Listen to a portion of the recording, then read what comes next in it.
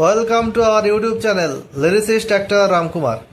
If you like our content, you will subscribe our channel, you will share our videos, drop in your valuable comments so that we can upload more and more videos. Keep press on bell icon so that you will get notification whenever we will upload.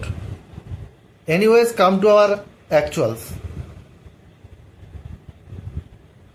বিখ্যাত গায়িকা আশা ভোসলে কেন আদালতের দ্বারস্থ হয়েছিলেন?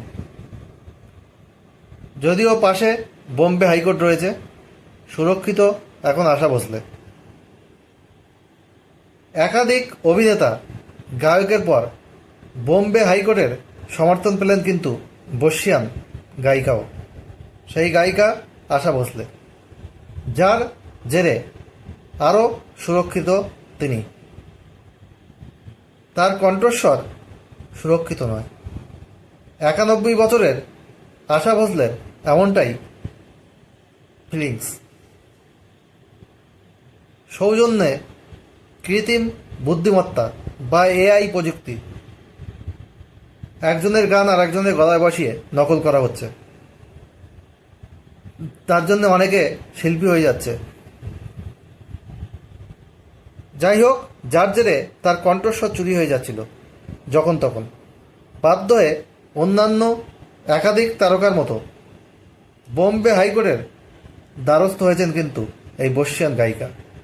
খবর, উচ্চ আদালত তাকে সমর্থন জানিয়েছে।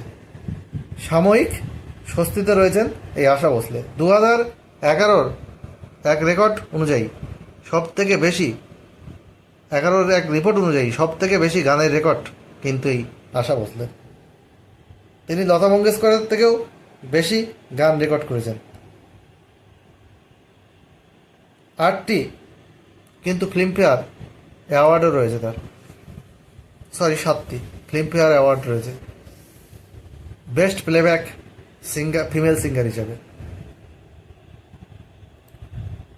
বিচারপতি আরিবেস ডক্টরের পর্যবেক্ষণ অনুযায়ী একজন খ্যাতনামীর ব্যক্তিগত সম্পত্তি, তার নাম, কণ্ঠস্বর, ছবি, ব্যঙ্গচিত্র বা এই ধরনের যে কোনো জিনিস ওই তারকার পারমিশন ছাড়া কেউ ব্যবহার বা প্রচার করলে তা ওই ব্যক্তির অধিকার লঙ্ঘনের কিন্তু সমান।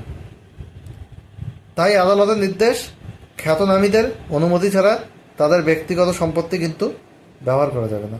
কোনো ব্যক্তি বা সংগঠন নানা সরঞ্জামের মাধ্যমে এই ধরনের অনৈতিক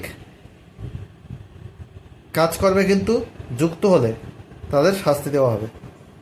তার কণ্ঠস্বর এআই টেকনোলজি বা কৃত্রিম বুদ্ধিমত্তার মাধ্যমে বিকৃত করা হচ্ছে, এমন অভিযোগ ছিল আশা ভোসলের। পাশাপাশি কিছু ব্যক্তি ও কিছু সংগঠন তার গলা বিক্রি করে অর্থনৈতিক মুনাফা লুটছে বলে অভিযোগ উঠছে।